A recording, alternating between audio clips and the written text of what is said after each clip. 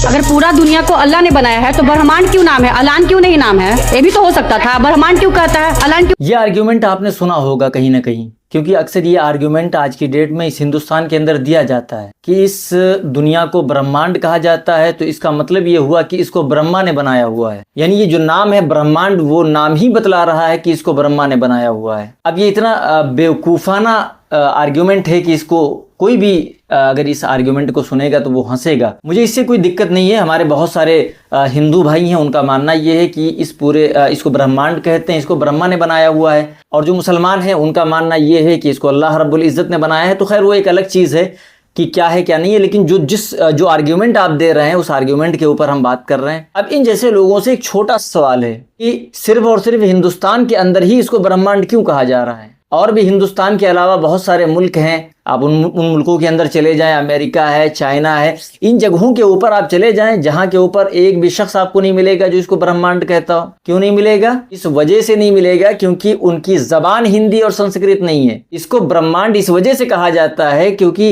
यहाँ का हिंदुस्तान के जो हिंदू भाई हैं उनका मानना है ब्रह्मा, तो ब्रह्मा से ताल्लुक़ बनाकर उसको ब्रह्मांड कहा जाने लगा। ये लैंग्वेज की वजह से है। अब इसी दुनिया को अगर आप ऐसे मुल्क के अंदर चले जाएं जहाँ के ऊपर अंग्रेज़ रहते हैं तो वो इसको यूनिवर्स कहेंगे, क्योंकि वहाँ के ऊपर ज़बान इंग्लिश है, अंग्रेज़ी ज़बान है वहाँ के ऊपर। तो चूँकि वहाँ की भाषा इंग्लिश है तो वहाँ के ऊपर इसी चीज़ को यूनिवर्स कहा जाने लगा।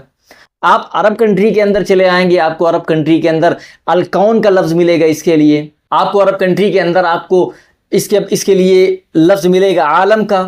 और कुरान करीम में अल्लाह रब्बुल इज़्ज़त के लिए इस लफ्ज़ को इस तरीके से इस्तेमाल हुआ है, रब्बुल आलमीन, वो आलमीन का रब है।